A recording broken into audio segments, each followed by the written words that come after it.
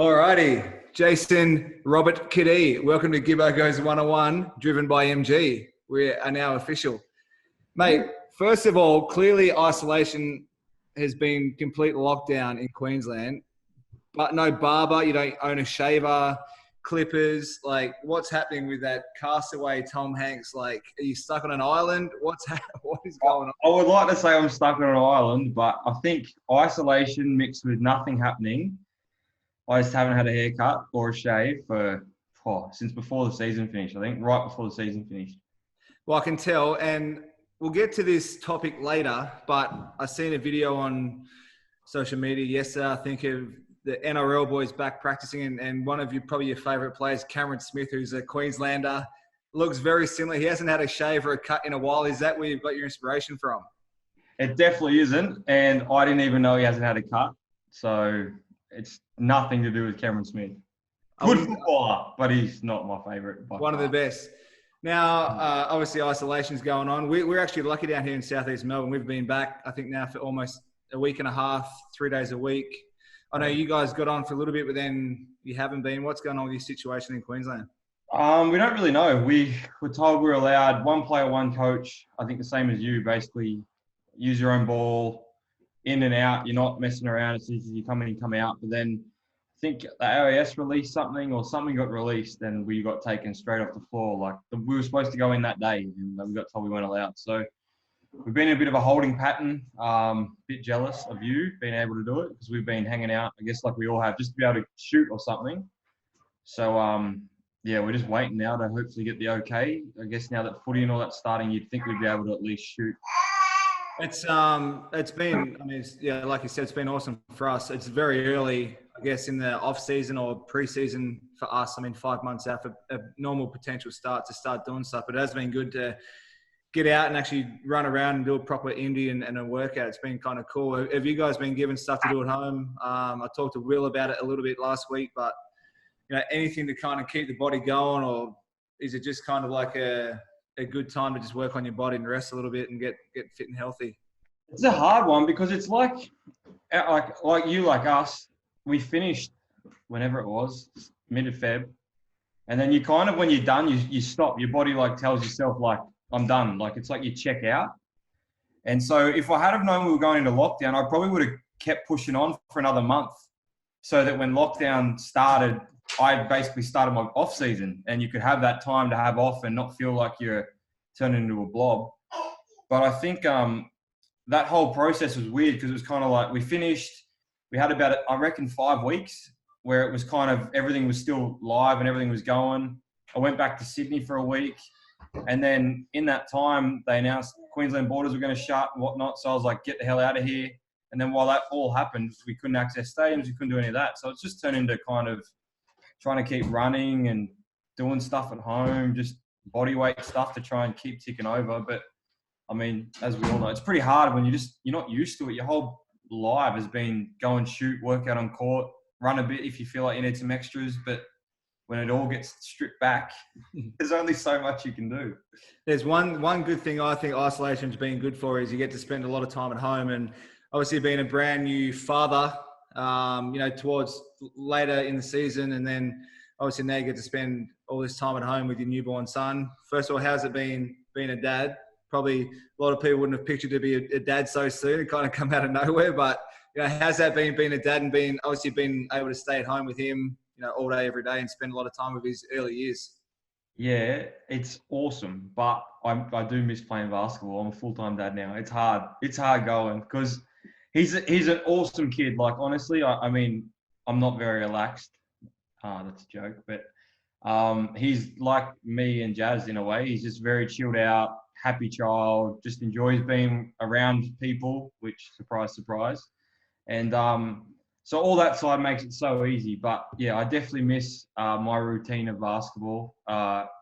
It's hard for mums out there. They do a lot of work and they're up early with him. And I'm currently filling that role, and I'm up at 6 when he's up, or 6:30. And me and him go out and watch some cartoons, eat some breakfast, play a bit. And so I'm kind of in that morning routine of being up early. And you know me, I'm not the best morning person. But I'm enjoying it, man. It's pretty cool. Like, and he's at the age now where you can just really tell that he just loves being around me. And early on, you don't get that with him because he just wants his mum and that they live through their mum basically, and they don't have that connection. Where now that he's 8.5 months, he's starting to try and walk and crawl and do everything, and he's non-stop. But it's a lot of fun.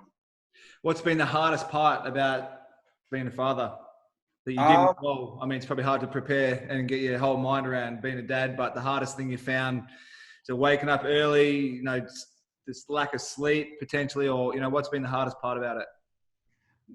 The early rises are tough when you're not a morning person. If you're a morning person, it's easy, but that is hard. But I think it's getting stuff organized. You're so used to righto, let's go. We'll go out and get something to lunch. And then you're like, all right, wait, have we got this? Have we got that? Have we got this? Pack the pram, pack this. Pram takes up half the car. These things are motor vehicles these days. So I think it's that. And I know you would have bought the top of the line bloody stroller. I didn't. Jasmine's mum bought it. Very nice present. But they're all massive, mate. They take up the whole boot. It's ridiculous. Was the first time you went to the shopping centre or to the supermarket, and normally you'd probably buy, a bag of chips and some chicken and probably no vegetables and bread. Was it weird trying a bag of nappies or, baby wipes in the basket? Yeah, it still is. I mean, we go and we get the little satchels because he's starting to eat food and stuff, and just that whole shopping. It's it's one of those things people always say to you, when you have a kid, you don't think about yourself. And I've really, since our season started finished, even before then I was, but now everything I do, you kind of think him first. And I find myself actually forgetting stuff sometimes because I'm like, oh shit, I forgot my wallet, or I forgot this, because I'm just so worried about getting everything for him. And then I guess through the whole process of it before, it was if I was going somewhere with him, Jasmine was there because he was breastfeeding and whatnot. Where now, the other day I needed to go up to the boat store or something, and I threw him in the car, me and him go together. And I always feel like I'm forgetting something, where I feel like she just gets in the car and she's got it all organised.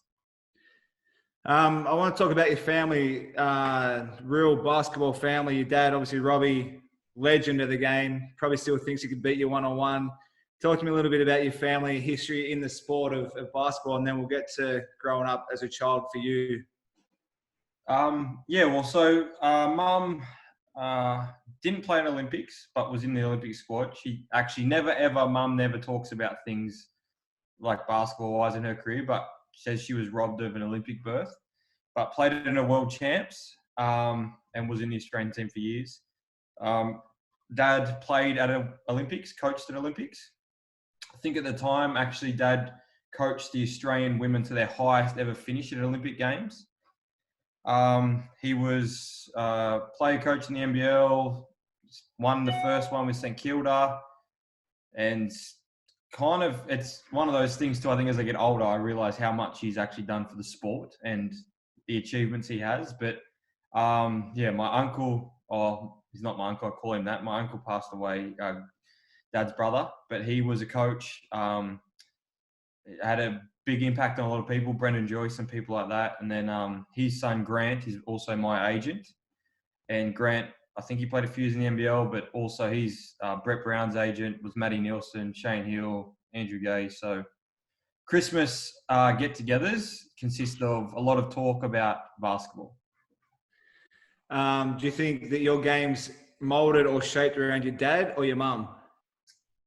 I don't really know. I think it's a bit of a mix. I know you've got your dad's body. I'm dad's build 100% with mum's face. I don't know. I think from what I've seen and what I've heard of Dad, I think he was a bit of a defender. So we know I didn't get that from him. No. But I think he was a passer and kind of was good at being able to put people in spots and find people. And then I think Mum was more of a scorer. So I feel like I get a bit of a mix, and I don't know, but I definitely talk to Dad more basketball than I do Mum. And your sister, she plays a little bit Rach, and she's involved now with the Kings, front office type stuff. Similar ages, you guys obviously would have grown up playing basketball in the backyard and the same kind of thing, I guess, as yourself. Yeah, 100%. I think as most of us with the sibling loved it. Rach was always one of those ones that floated in and out, loved it, didn't really love it. And then I actually remember I came back from something we both went to, the Nike Hoop Summit, and she had a nationals in Terrigal playing for New South Wales Met. And I'd always watched Rach, but we were young and you kind of think, oh, she's all right. She plays, like she enjoys it. She has some good games. And then I watched her play Vic Country and she had like 30. I remember standing there as a brother just like, wow, that's impressive. And I think it triggered to her that she was actually pretty good. But then also later that week against Vic Metro, she did her ACL. Tried to play through it somehow, don't know how. And then that kind of from there, it was one of those things that I guess when you kind of half in it, half out of it, the rehab side and all that side, she kind of lost her interest with it all. Now, obviously, growing up as a kid, your father or your family were around sport, and I think West Sydney was the main team your dad and that was involved in. And you were a towel boy back then. So, talk to me about being a young kid that loves the sport, that's grown up with your family all playing the sport. Now you're sitting behind the hoop or beside the hoop, and you're watching guys, some of these legends of the game. I think John Reilly, Dwighty, I know Sammy Mack was there. Derek Rucker, like guys like this, to just sit there and be able to watch them play. And then now to kind of be, mates with Derek and Sammy Mack's now one of your coaches, and just the difference between being a kid watching these guys and then being mates and I guess part of that group now. Yeah, it's different because, I mean, I think of it like when I used to watch them, I used to think it was the best. Like, going from school, Dad would pick me up from school on a Friday night. We would go straight to State Sports Centre, so I'd be there at 3:30. I'd be there till the game started at 7:30, running around, shooting, whatever, doing whatever I wanted, really.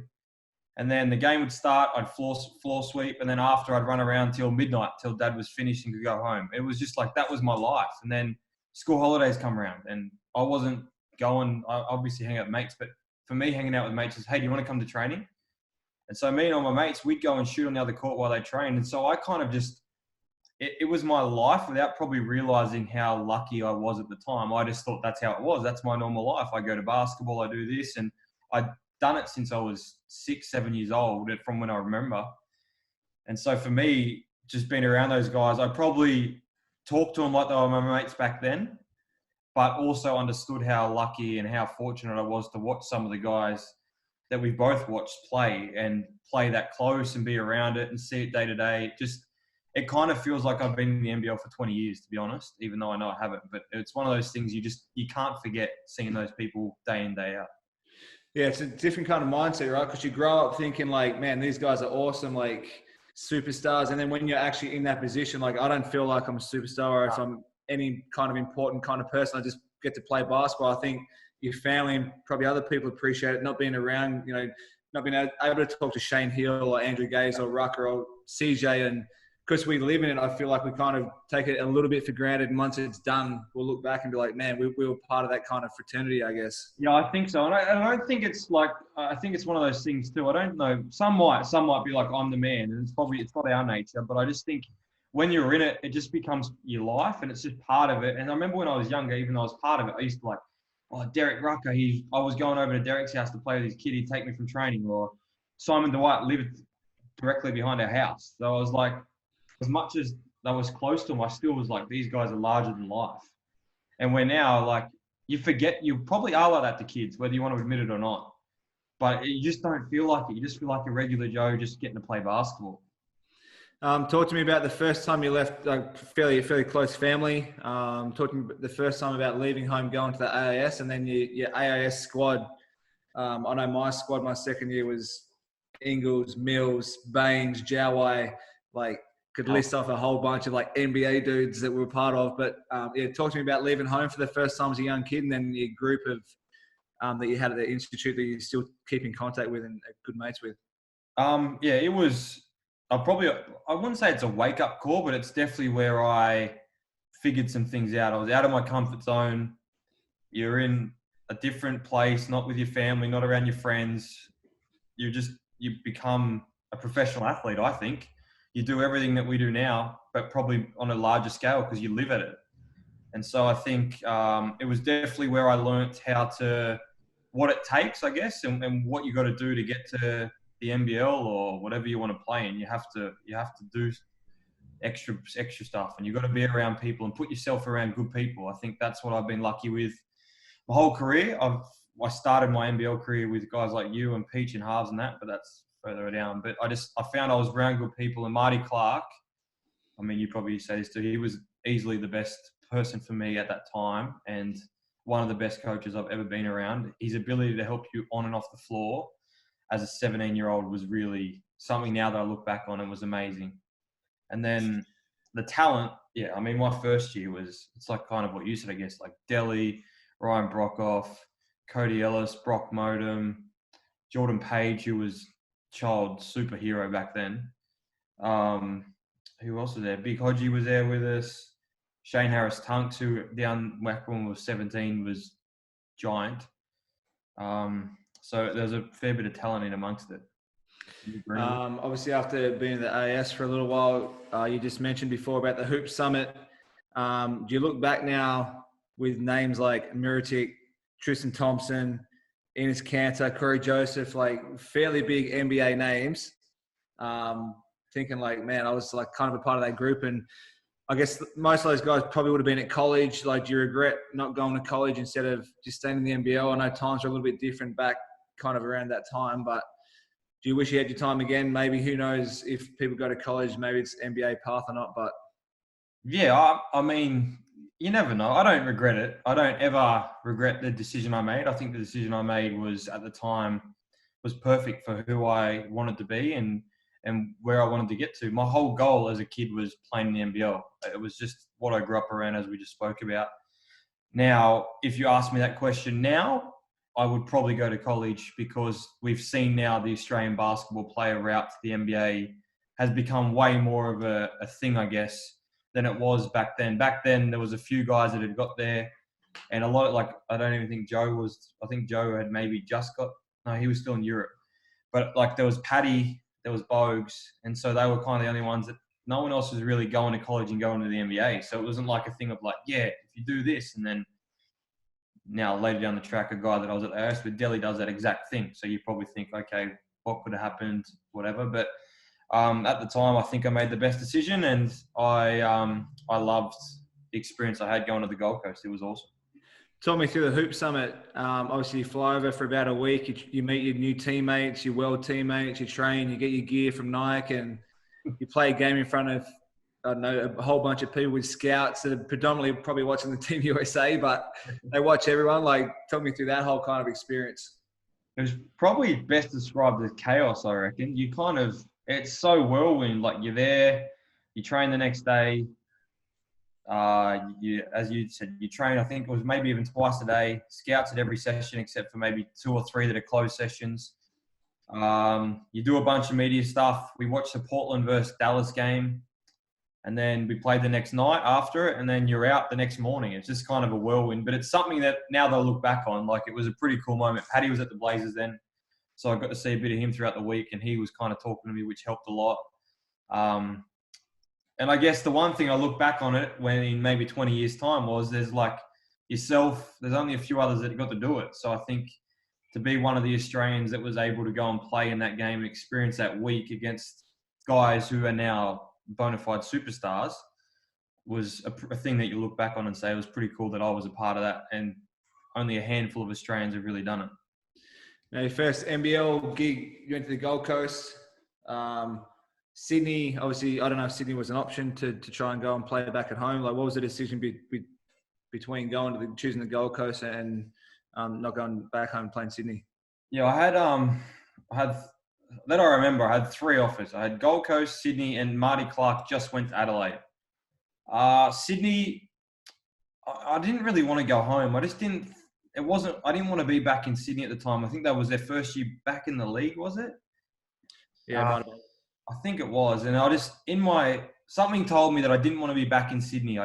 Maybe I still didn't like the Kings from when I was a kid. I don't know. But I didn't want to be there. And then it was tough to not go to Adelaide with Marty, but I think I took the out of my comfort zone thing. And I think it was the personnel that was there with yourself. Peach was there. Stephen Hoare was there. James Harvey. So there was 2 guys in halves and Stephen Hoare that I'd seen when I was a kid with the Razorbacks. I didn't know Joey from a bar of soap, but I'd heard about him, and I just I knew Clacker, who was there. He's very good friends with my dad. They used to be assistant coach with the Australian team and all that stuff. So I think it just came down to really the people that were there. I spoke to you before it, and I felt like in that environment, the people that I had around me would help me, and it would be a place where I would enjoy being an NBL player. I would work. I'd be around people that are going to make me better as a basketball player, and it kind of just made sense. I remember young, immature, very light frame, skinny, little muffin head, rocking in. Tell me about like going from a level against kids basically to then jumping in and playing against men. That kind of whole difference. I think I'd had 3 years, maybe 4 years in the league before you got there. So I was, I'd had done my time and kind of knew the whole what was going on. But just tell me about coming in and just that change from playing against kids to playing against men. Yeah, it's a different world, and I think you have a bit of that approach of like the larger than life. Like you like walk in and you're like, holy crap, that's blah blah blah, that's blah blah blah. And I think I was lucky in the benefit of I was around you guys with the Australian Boomers team previous. So when I was finishing my AAS and I was doing the EMU stuff, I went on 2 tours. I went to South America. Remember, we went on that one. Yeah. South America. And then we had that one around Australia where we played Argentina as well. And so I'd kind of been a part of men's basketball for a little bit now in that environment, which is one of the scariest environments you go into a Boomers camp. I don't care whether it's now or when I was younger. You just always want to be around that talent, and it's always tough every session. So I think that helped. Obviously, I had a little hiccup, which didn't help my moving forward to the NBL. So that made it probably the hardest part. That was the biggest challenge because I went from being in a space where the way I was moving, the way I was playing, I felt like I was unbeatable. And then you kind of have an accident which changes everything. But I think that definitely prior experience helped. But it was definitely took some time after the accident to get back to trying to be what I was before, I guess. Well, I've got that on my list, and I know I give you shit all the time because it's always like, let it go, mate. Like, we know you're in a car accident. I've heard it 48 times and whatever. But it is actually, I've heard it a lot. And I was like, yeah, I've got to put it in there because for people that don't know, it's a pretty messed up thing I'll let you describe it in more detail without bringing up some traumatic memories, but to drive your car and be sideswiped by a truck and have all these pins and whatever in your body, like just explain the actual accident for people that don't know. And then I guess the mental stuff and the getting your body back to some kind of level to be able to run again. Yeah. Well, I mean, so I signed with the Blaze, which was like April. Remember I came up and stayed at your house for like a week. And so I left AIS because I'd signed with you guys. The AIS back then, or still now, we're playing like 12 Seabull games. So I was like, what am I doing? Dad was coaching ABA. I thought the best thing for me then was to go back, play ABA in Sydney, to get ready to come and play with the Blaze and join that. And it was just a standard day, Sydney, driving home. I stayed at my mate's house the night before. We played a doubleheader that weekend. I hadn't been drinking or anything. Driving home to get the car back to my dad so he could go to work or to a bank. He had a bank meeting and he had to go to work. So it was like 9:30 in the morning. And driving on the freeway, 2 lanes, a truck starts to merge into my lane as I'm next to it. I don't know if it didn't see me or whatnot. I pull onto the gravel, which is in between both freeway lanes. And as that happens, there's a bridge coming up. I realize I have to get off this. And as I try to get off it, my back wheels just spin out. I then pull up across the lanes. And as I'm across the lanes, I just look to my right. And here comes a semi-trailer and just absolutely pummels me on the driver's side. I was stuck in there for about 90 minutes.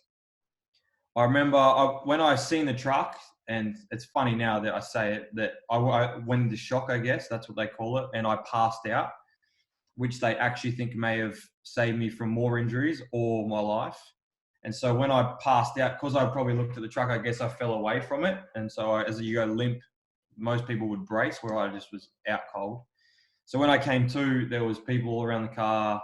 There was a lady in the car with me who I now found out her name is Ida. It was chaos. Honestly, I didn't know what was going on. I wanted to get out of there. I was panicking. I was stuck between the door and the middle console. So you can imagine that's pretty tough to push it all the way in.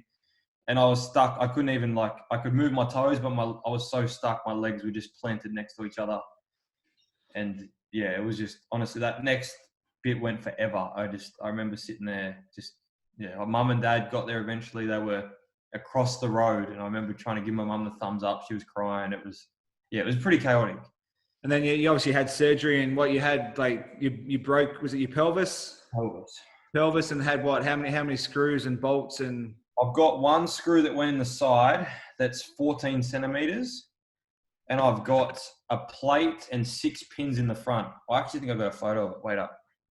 And then, yeah, obviously that's quite a hefty. Yeah, I didn't get it out. Here you go. Does that work? Yeah, so that's like a straight pin through the middle, and then so that like a fork down the bottom. Yeah. So that big screw went in the side, and then those other ones are like kind of down the front of your pelvis. And then how long, like, obviously you had that surgery. I remember that car is all kind of messed up for people watching on YouTube. How, like, I remember Pete, I think Joey might have flown down and when it all happened at the Visian Hospital, and then how long before you could, walk or run or get out of bed? I hate hospitals still to this day. So I got out of there pretty quick. I think the accident happened on the Monday. I had surgery on the Friday.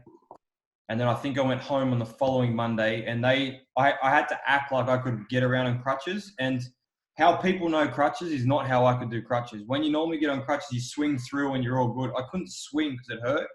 So I had to take like little step. Like, it was like I was on a walker basically, but crutches. So it took forever to get anywhere. But I remember just telling mum and dad, like, I got to get out of here. I hate it in here. I was in a room with someone, like 3 other people, I think. And so I was like, I need to get the hey. And so I remember acting like I was really good on crutches. Like, yeah, it doesn't even hurt. And they were like, oh, if it doesn't hurt, you can go home. So I got out of there real quick. And then that next 4 weeks, I couldn't do anything. It was so hard to get around. Mum was awesome. And even my sister looked after me, which is shocking if you know my sister. But so that next 3 or 4 weeks, I didn't do much. I remember one night, actually, you guys went into camp after that with the Boomers. I think you were going on a trip. You were in Sydney. And I think Nelly rang my dad and asked if you guys could come around, a few of you.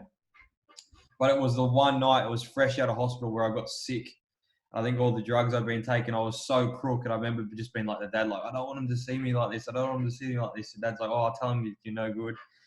But yeah, for that next 3 or 4 weeks, I was basically just housebound. I had, Joey and Big Joe came down to visit me. I had some people that checked in a lot. You kind of really find out who your friends are in times like that. And I was pretty lucky to have a lot of good people who, some like yourself, didn't really know me that well, but were checking in quite often. You just mentioned Big Joe. You live with Big Joe on the Gold Coast. You had an apartment in Broadbeach. What was it? Well, now known as Joe Terzakin. Now he's lost about 150 kilos. Living with him, I know you guys have a pretty tight bond still to this date. Like, that must have helped you, I guess, living away from home or from the AAS and being around, I guess, an adult to help you day to day and just make life easier. Yeah, I think so. And I mean, you live with him too. I think I stole him off you. So you know how good Big he is with all that stuff.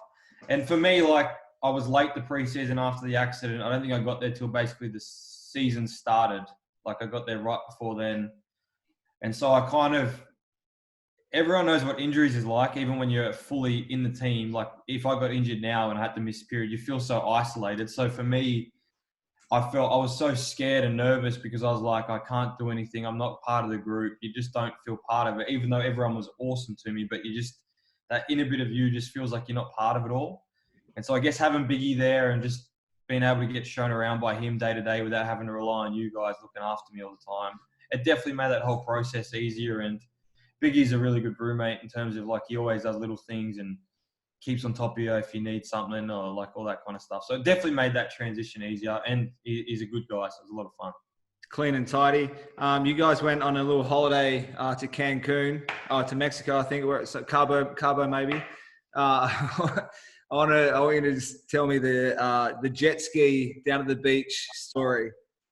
If I had a video, if it was this day, like now, it would have got videoed by someone. Like, that's what annoys me. This would have won Funny Stone videos for 30 years. So Cabo, you could hire jet skis along the beach. There's heaps of them. It's like a massive, massive horseshoe, like it's a bay almost before it gets to the actual whatever ocean it is. So we hire them 45 minutes, and it's not one of those places where there's just sets of waves. They just roll in and crash on the beach, and with some power. So how they do it is they push you down to where it kind of breaks, and then as soon as it crashes, you just accelerate, and you get out of there. And so they said to us before, when you come in, we'll wave you down, and when you get closer, we will tell you when to go. And when you go, you just accelerate up the beach. So here we are, just sitting there waiting. It's that way. As soon as that wave starts to crash, they wave us in. We just fang it straight up the beach. No problems.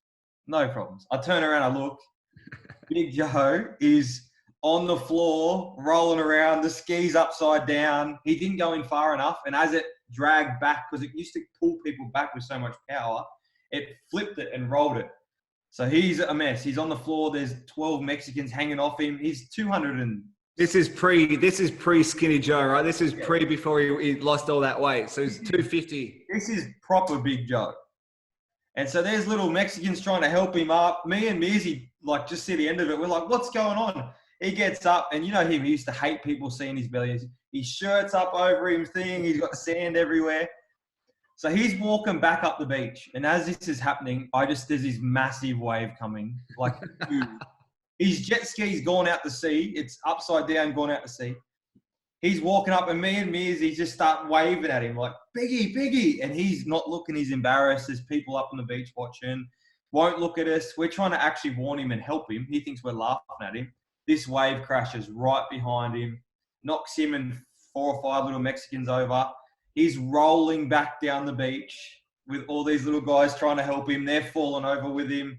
Eventually he gets up and walks out. But he reckons he's still scarred. But it was hands down. I don't even give it enough credit. It was one of the funniest things I've ever seen in my life. I could listen to that story every day. Have you had you've had a lot of teammates. Have you had a funnier teammate than Idris De Leon? Probably not. Idris is... I don't even know how to describe him. He just always was up and about and just had different stuff that he would talk about. The way he spoke to Will Hudson when we had him and his brother. The day we went to recovery and they got stuck in a rip. Just little things like that. I remember his first day with us, we played in Townsville. I was rooming with him, rooming with him. I get in, I was like, we used to always get in the pool as soon as we got anywhere. Hey, bro, we got to go down the pool. We got just a quick recovery. I ain't swimming in no water. I was like, bro, that you'll get fined. And here I am, like, you'll get fined. He's like, I ain't getting no water out here in Australia. I was like, bro, you can see the pool from here. There's nothing in it. It's just a pool. Nah, not getting any water. Anyway, 2 months later, he's swimming in the ocean at the Gold Coast. He was a legend of a guy. And I know we had a lot of fun with him. And could not drive to save his life. He used to make Will drive everywhere. Still cannot drive to save his life. From the Gold Coast, moved to Adelaide, and he talked about Marty Clark, who I think is one of the best at training kids and teaching kids life lessons. Probably because he's a Tasmanian boy as well. But obviously, you went to Adelaide, and you got to you were a starter there in Adelaide. Tell me about, I guess, becoming a starter now from coming off the bench and playing a little bit to now that step up in role and being in Adelaide for that year. Yeah, it was tough. Obviously, I was fortunate that upon leaving the Gold Coast, you and Peach came there as well. So that helped that whole process. I think in terms of Marty, he's probably unlucky that we were his last year in Adelaide, not his second year. I think we started to work out with our group that we could be pretty good, which Joey then proved. And I think Joey obviously had an influence on the group and the way he coached it. But yeah, it was definitely a lesson. I wasn't ready for it, I don't think. And not that I thought I played horribly bad or anything like that, but I definitely wasn't ready for it. And we probably didn't have the group that I could be the starter for either at the time, as we were still trying to figure out pieces. And well, let's be honest, Adelaide was a bit of a shit show when we were there with everything that was going on with people slaying Marty in the media. And it was a bit of I felt, pretty sorry for Marty and his family at the time. It was definitely a tough way to come in as a first-time starter. The group definitely wasn't the right group. Like you said, Marty caught us on the back end of that with not a lot going right. We obviously made a few changes the next year, and we're in a grand final. So it's how much fun is it playing in front of that crowd? You remember the grand final series, like game 2, I think, and just the noise and like the whole vibe at Titanium or whatever it's called now. I think that was one of the cooler moments of my career, because we went to Adelaide and we came last. I don't think we were that bad. We weren't great, but there was everything going on with Marty. There was all that stuff going on with the club. We got rid of an import. We brought in an import. We went to bring an import, but he couldn't come. Then we brought someone else in who didn't really help us. And it was a bit all over the shop, but we had some good pieces. And then as we found out, Joey kind of just brought a couple of pieces in and a couple of Gary Irving and stuff. And we were right where we needed to be. And then that ended. I still think that team brought Adelaide back to where we see it now. Because that game 2, when we ran out for that grand final, I remember I used to always run alongside you. I remember when we ran out and they started going bonkers. There was people hanging from the rafters almost. It was crazy. And I remember just feeling, I still get goosebumps. It was wild. It was just, that stadium used to get so loud. I think I've got a video of that second game, and I think we're up fairly well in that game too, maybe by like 5 or 8 points. Like it was kind of done. And I remember hitting the 3. I got the video of it, and just the noise that the crowd was just pumping through there was insane. When we asked Bonds to start playing that, the Miami Heat were doing it at the time. So we got him to play that at the games. Yeah. When they started to get the hang of that, and then that game when they played that, it was nuts. It honestly was, especially for an NBL crowd, because back then they weren't like that. Perth maybe a little bit, but not like that. That was wild. Something I really like about Adelaide is the seasons, you know what they are. Summer, it's hot. It's good heat. It's dry. It's not muggy. Winter, it's freezing cold, but at least you know it's going to be cold. Exactly what you're getting. It took a while for me to adjust to Adelaide summers when it's like 9 o'clock and it's bright as, it's like it's the afternoon, or maybe not 9 o'clock, maybe like 8:30. It's still sunny. It took me a while to adjust to dinner time then, but the summer's there, and then, after games and stuff, how good was it, in the little inflatable pool out on the little balcony, just a couple of quiet drinks and just chilling out, catching some sun after games, because it's still sunny at 8:30, 9 o'clock. And we used to play games there, I want to say, a lot of like 4 or 5 o'clock games. So we'd go back to yours and have dinner and a couple of drinks or something, and yeah, it'd still be sunny. I think that was one of the best teams I've played on, in terms of like, if one was at your house, I guarantee you probably 8 or 9 were. Maybe 1 or 2 couldn't make it. But like, I think that group was so tight off the court, and we had so much fun. Like, it wasn't all being out drinking and stuff. It was just doing stuff together. And I think we had a lot of fun as a group off the court, and I think it translated on the court. It's a shame. I've got this for later on, but we started a little scooter gang, because anywhere in Adelaide, like we all live within probably 10 minutes of the stadium. Like Peaches in Fulham, I think I was in Grange, so we're all kind of fairly close. But we started a little scooter gang, because you can literally drive, 10 minutes on a scooter. The roads are 60 kilometers per hour anyway. Just that whole group mateship kind of stuff of like hiring scooters. I think Peach had his postie bike, and just jumping on with our little singlets and just cruising down the streets. You remember how burnt we got that first day we rode it, and it was overcast? But just that stuff, talk about the team and being how tight it was, Creaky and that, all those guys, like, were all kind of bought into not just on the court, off the court. And I feel like that's how you become a successful team. Yeah, and I think it was what you said. We were all, like, obviously bigger cities is harder, but we were all kind of within vicinity of each other. The blokes that were married with kids still had obviously great families and still could make time to come and hang out with us after the games or whatnot, us younger single guys. And I just think we had a great mix of that stuff. And as you said, the scooter stuff and little things like that, it made it so fun off the court that on-court stuff just seemed easy after that. From Adelaide, you went to Sydney, finally got to go and play back home. Now, obviously not the team you grew up with, the West Sydney team. Obviously, they aren't around. But to go back and play in Sydney and kind of get that thing going, like being back home, playing in front of family, being around family, and that whole setup. Yeah, it was tough at first. I think I undersold how much being in Sydney would mean. I guess you hear from people that you don't normally hear from. You got friends and family. You got people around all the time. There just was a lot going on. So my first year there was actually kind of like, I think I even went back home for a little bit of it, which was hard after being away since I was 17. So I'd been there at the time, like I think maybe 8 years or 7 years or something. So I think I probably undersold how hard it was. Damien Cotter was the coach. We started out actually all right. We were doing pretty well. And then someone got cut or something. Josh Childress got hurt.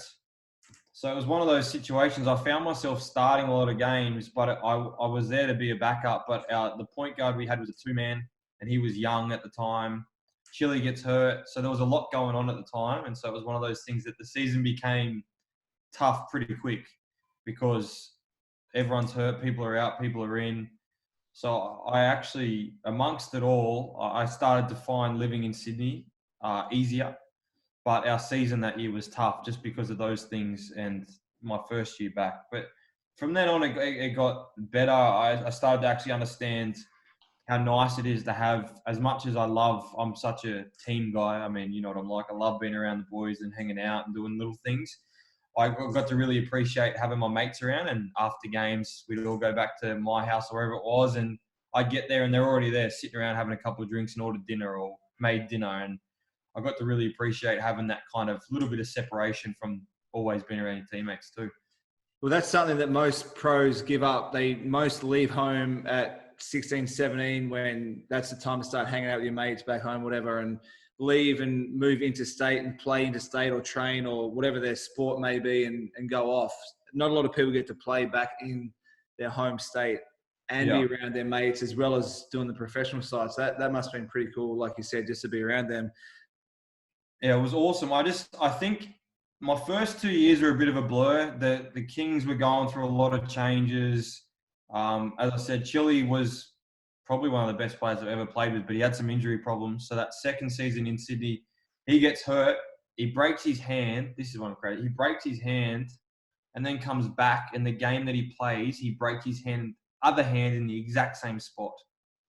And so when you lose a guy like that, and then, this was a wild year actually. Damien Cotter gets fired.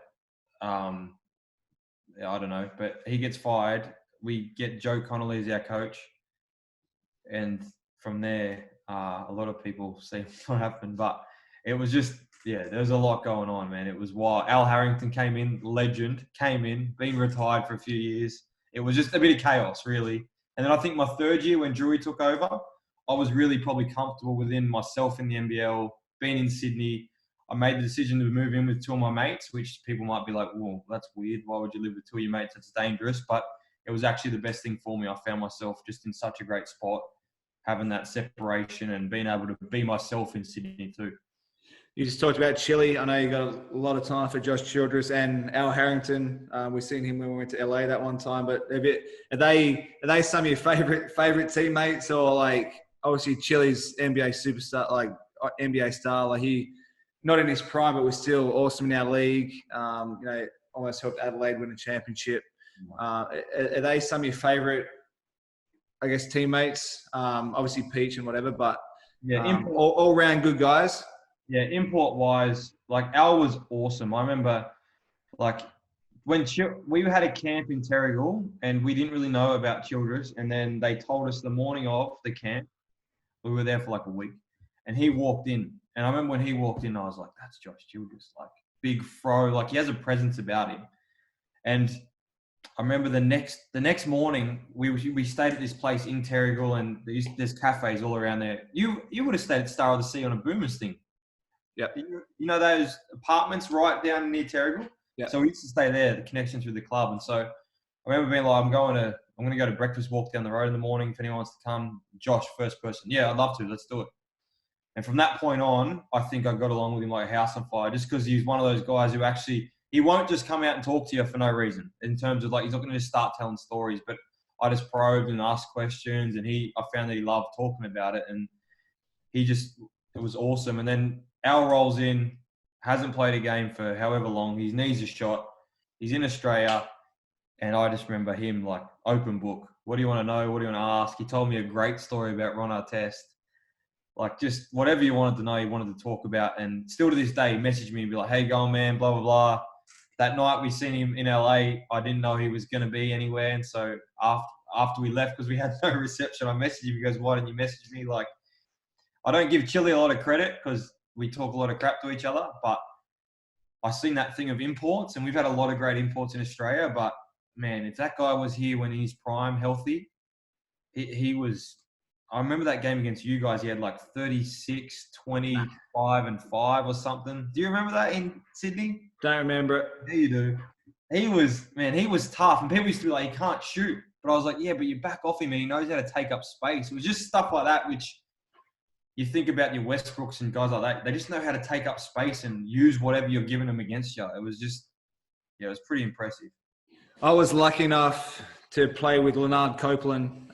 He's second last year with the Bullets, and he played one more in Adelaide. Spent a bit of time with him and talk about funny, hilarious, stupid teammates. All the time in the world for Copes, and obviously you had Gazy there. Those two are like yin and yang together, like Kobe and Shaq. Do you have any like super funny stories? I know like Copes would never rebound for anyone because he wanted to shoot himself, and Gazy might have been the same, but those two would have been a hoot for that year. And any kind of funny stories to... The whole thing was funny. They were non-stop. They're like little brothers who just constantly bicker and argue and compete. Like, they're non-stop. I remember that first year, they play cards all the time on the road. And, you know, I love a bit of cards and I love playing games and stuff. So I found myself in the lounge always sitting with them playing. And I half played it because it was so funny. But the whole time they'd bicker back and forth. Trainings after trainings. When everyone was kind of done, they'd be out there shooting, playing games to 10 or whatever they played. Like, I don't even really have an exact moment, but the chemistry they brought to a group was something that I haven't experienced from a coach and an assistant coach, because I had so much fun around them. And then even that first year we had Dean Vickerman, who different role to what he is now, but I love Dino. I have all the time in the world for Dino. I could see how smart he was and why he's so good as a coach. Obviously, from Sydney, you went to Brisbane. You came to Brisbane. Now, I remember Peach, one of our great mates, and I'll get to him in a minute, but he has a farm, or his family have a farm. We went out there, we went riding bikes and you know, shooting guns safely and whatever. And I remember you hadn't committed to the Bullets. I remember talking about club. I was like, I'll talk to Jace. I'll try and get him over the line. And we went out and we got Peach's shotguns out at their little cabin thing and started firing at some clay targets, and I couldn't hit water if I fell out of a boat. And I think you might have hit 2 out of 5 or 6, and Peach maybe hit 3. And it came to a point where it was like, all right, Gibbo, I don't know who set the bet. Maybe Peach was like, all right, if you hit 2 out of the next, was it 5 or 6? I think it was 2 out of 3, bro. It might have been something like that. Anyway, just explain that whole, like, that little rundown. And obviously the bet, what the deal was, if I connect, you sign. Now, you hadn't signed, you hadn't committed. You were a bit like, I was in limbo. I was leaving Sydney. Besides this story, leaving Sydney was one of the hardest decisions I've ever made. Now, I'm not sure, you probably had a stage in your career where leaving someone was tough as nails. But I felt like I was leaving more than the Kings. I was leaving my mates, my family, somewhere where I'd become, I don't know, a person amongst the members and everything. I just felt like I had I'd built myself up there a little bit. And then Brisbane, Dre, yourself, Peach, although Peach had just retired, but Peach being up here, the temptation to leave and take on more of a role, I guess, was definitely something that I know my family wanted me to do. And then we go to Peach's farm, which I do a couple of times a year. You came with us that time. We drove from the Gold Coast, actually. You drove in your car. Mm-hmm. We're out shooting clay targets. Not very good at it at all. Peach and Damo was there too, remember? Peach's brother. And so we're shooting clay targets. I think we were doing best of 5. Damo gets like 4 or 5. Peach gets 3 or 4. I think I got 2. You were not even close. Donut. It surprised me because normally that stuff you're pretty good at. Then Peach goes, if Gibbo hits 1 out of 2 or something. No, it was 2. 1 out of 2. No, it was 2. It was 2 out of something. No, but it changed because it was originally like 1 out of 2 or something. Would you have to sign with the Bullets? And I was like, 2 out of 3 thinking that you wouldn't, and I would still just have to make a decision. I'll go 2 out of 3. We all shook it. I had to shake everyone's hand. Anyway, you get it. You yell out, pull. Peach pulls it. Whack. Clay, down. Righto. That was your first one. You were 0 of whatever before then. All right, line it up. Next one, pull. Whack. Nails it. 2 of 2. And now we're Brisbane Bullet.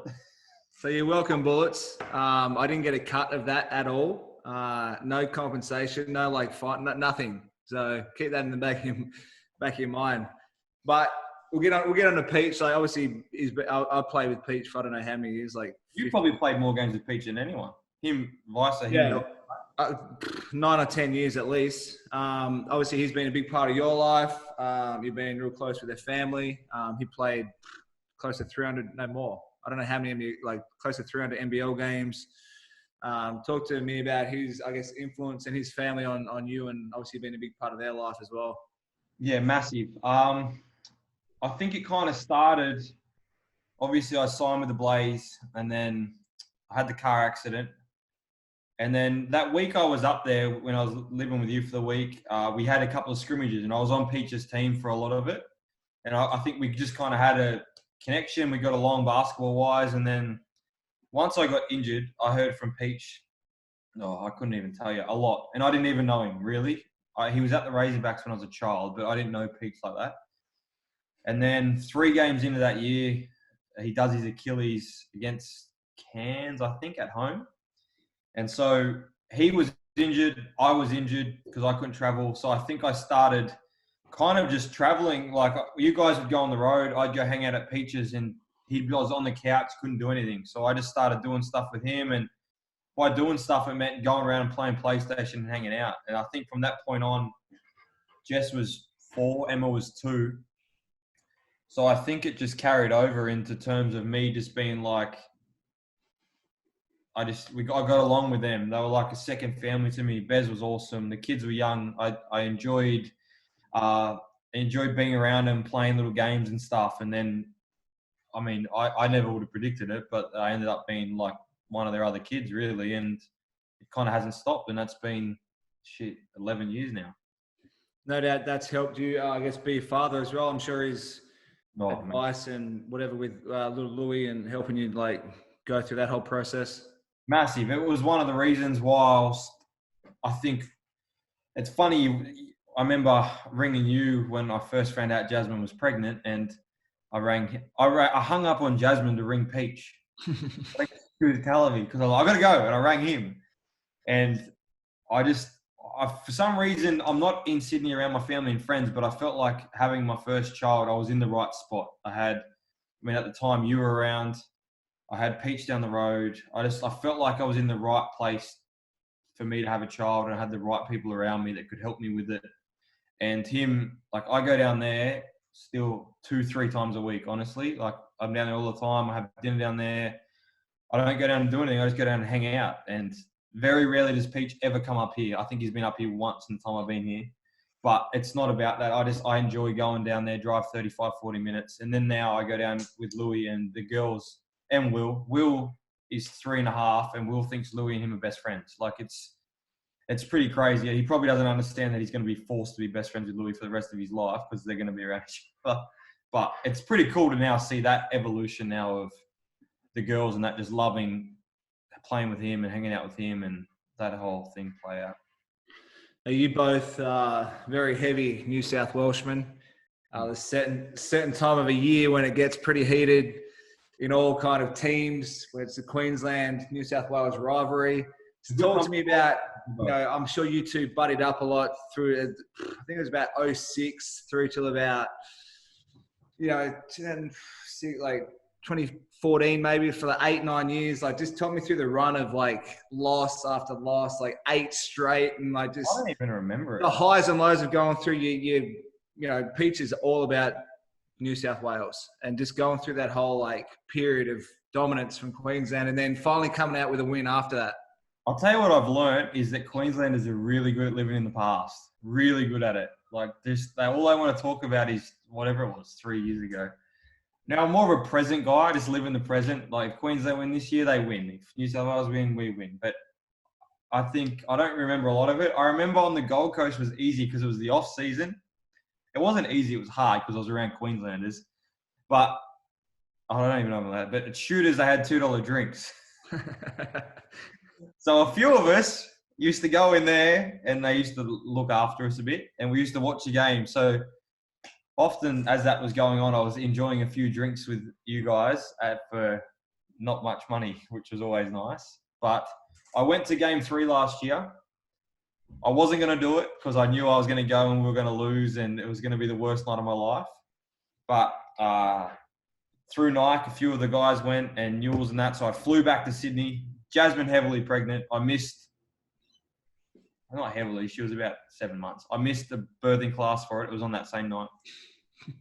And anyway, it ends up being one of the greatest events I've been to because I guess when you go to all sporting events, normally you kind of go not as a fan like that, but I genuinely sat in the crowd, like riding every tackle, every play, standing up, high-fiving randoms when we score. And so when the way you make that break down the sideline, which I was sitting on, and Tedesco goes over and scores, the crowd was just like, you speak about moments like that, Adelaide, like that crowd that time was just... This is all I remember. Oh, mate, waving his arm. 6 more. Anyway, enough of that. We're getting towards the end. You've been doing some Pilates, something that I'm actually going to try getting into, Pilates and yoga. You feel like that's helped your body and your core and all that stuff? Massively. I did it. Obviously, I started doing it with Steph Bairstow, Cam Bairstow's. There's a tribe of them, but it helped because I knew her, she knew me, so it kind of helped knowing someone. But I just found it something different, bro. Like we lift a heap. We've done that for however many years now, and kind of like if you ever did something else, it was kind of like, oh, why are you going to do that? Don't just lift and you just lift and shoot. So for me, I found just it's a great difference. It's something else. It's a bit of a challenge. She keeps it fresh. So I'm not doing the same thing over and over again. And I find that I leave there sore because she's killed my glutes or something. Like genuinely, your glutes start to give out in you things, but you're not killing the next day either because you've done a whole lot of stuff on the reformer and whatnot. So I've really enjoyed it. Body Smart Pilates has been awesome. They've been really good to us. They've let a few of the other Bullets guys and their partners go in. There's a bunch of Broncos and all that stuff in there too. So there's a range of guys, and especially like when Jazz was pregnant, like they were so good for her through that process too. You got a love for the beach. Everywhere we used to go, we go to the beach and you're always jumping in, whether it's 2 degrees or 30 degrees. Obviously still love getting down to the Gold Coast and jumping in the water. And so you take the little man there as well, getting him used to the waves. Yeah, he loves water, which is good. I think obviously the quicker you get the little ones into the water helps, and he seems to love it. Like you put him in the bath and he splashes around too much. You basically have a bath with him even if you're not in it. So, I mean, the Gold Coast, as you know, it's not far from here. It's easy to get to. There's a range of beaches. It's honestly like now that I go there, I think of how lucky we were to play there and live there. It's just such a great place in Australia, and you can go down there, have a nice, not anymore, but soon, go down there, have lunch, go in the water. It's just, I think it's a nice refreshener. And now me and Will Magnay half the jet ski. So being able to get that out has brought me a whole different kind of mental just release of being out in the water, and you're actually out in the water. It's pretty good. Something else you've done over your career, I guess, is you've had a lot of cars, a lot of different cars. Probably 4 years in a row, I reckon you were swapping cars, and I reckon MG should be next on your list if you want a great, reliable. Got an MG actually. Oh, you do? Oh, I almost did. I didn't. If you could, if you were, I'd love it. If anyone was looking for a car, I'd go MG. But for years there, you swapped in all different kind of Holdens and whatever. Is that just are you out of that phase now that you're a dad and you've got the family car? I'd like to say yes. I think I'm kind of forced to be at the moment, but there is a bit of me like the thing that I always did was I got fortunate with a couple that a mate had a car, and I had a good family friend who had I wasn't going to even get it, the GTS, which is a car, as you know, you loved Holdens. It was one of the cars I always wanted. And I remember I was 18, he was selling it, but I was like, it's too much for me. I can't afford it. But I forever regretted not saying yes to it because he would have given it to me for a steal. And so I went through and I kind of just always upgraded a little bit, but it was always, I'd get a good price for my car and the difference wasn't much. So I just slowly upgrade till I got a GTS, which is worth way more than what I am worth. And then we're having a child. I think I can't have this car. I've got the dog as well. I need something with like a SUV type car. And then through a great connection through Chris Golding at Doncaster Land Rover, they looked after me down there, and I basically just swapped over my GTS for a Jaguar F-Pace, which is quite a nice car. Now, you're not one to miss out. It's fair to say. Now, if there's something new on the market, it's fair to say you're going to get your hands on it. If it's a new iPhone, you're getting the new one. If it's a Nintendo DS, a PlayStation. I'm just going through my pictures I got here. It's like one of those, like the hoverboard. That's one of those like circle vacuum things, the robot vacuums that just does it all for you. You got like an inflatable spa, like catch. I think you get on like. I know you're not, because I've seen you probably buy Louis all this stuff for himself, which you probably saves for him, but you buy for yourself. You over that whole like gadget, buy everything. You can't talk. I got over it. Oh, shut up. You got forced to get over it, but it's still in you. What is your silliest purchase? A fish tank with you. You think you would have bought? That was silly, but that's not a gadget. That's therapeutic. I'm talking like gadget, like those little vacuum things, or... Yeah, that was a waste of money. I just don't think I got the right one. I think I tried to go for one, there's a massive sale, get this one. And it didn't work out to be as good as what it was. So it was pretty much a waste of money because it now sits in a cupboard. But one of my friends bought one and it cost a lot more than mine, but they swear by them. They reckon it's awesome. So I think there's actually value in it, but you've got to get ones that you can connect to your phone, you can chart where it goes, and they reckon it does an awesome job. But that was definitely one of the silly things I bought. But I have to rein it in now. I'm forced to. I don't get popping a pay. This is my last one. Now, every time you go on tour, like with your Australian team, we've been on tours, and I feel like they're a lot more serious than a normal trip. And even when you go on like NBL trips to play, in the NBL competition, they're always serious.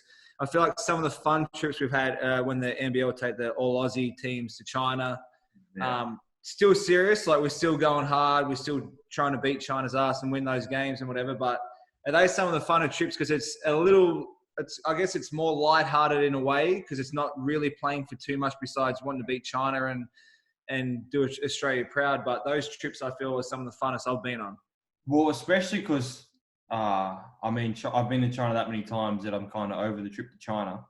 But I think with that group, we had such a good group too. It was one of those things where you're like, it was the middle of the off season. I remember the first one, middle of the off season. Hey guys, look, we're going to look after you with flights and stuff. We're going to give you the best treatment we can, but we need some guys to come in. We need to go on this trip to China. Who's willing to do it? And this is like, I want to say it was in like July, June. So it's genuinely the middle of the off season.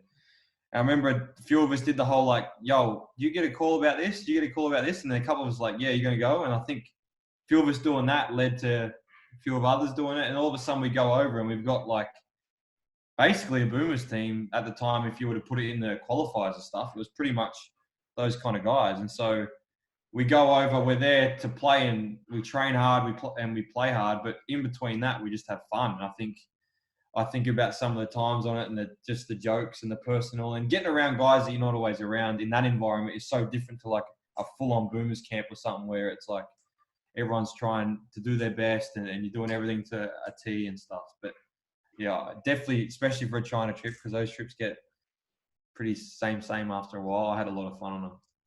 And just going around the markets and talking a bit of rubbish and jumping on the tuk-tuks and doing all that stuff is a lot of fun. Taxi rides. You do, honestly, especially when you're with a group of people, that's awesome. Like, remember when Pero Vasiljevic on one of those trips just like wanted to go for a walk and just basically get lost and figure out how to get home? Mate, some of the funniest trips I've ever been on. The videos and photos I have, reminders that pop up all the time from years in the past, are just hilarious. I seen you had that video before of me and you wrestling in a hotel foyer or lobby or something. We've had a couple of those. I lost that battle. But mate, that's it. Thanks for joining me. Like I said to all my guests, hopefully this COVID thing starts to really die down and we can get back to hooping like we know we should be.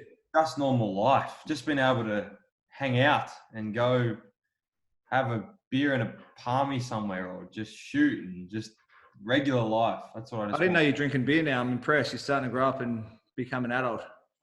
Just say beer. Sounds better. Anyway, mate, thanks for having me. Thanks for joining me. Make sure you jump on next week when Gibbo Goes One-on-One, driven by MG, and I will talk to you soon. Doing a good job, Adam. Thanks, mate.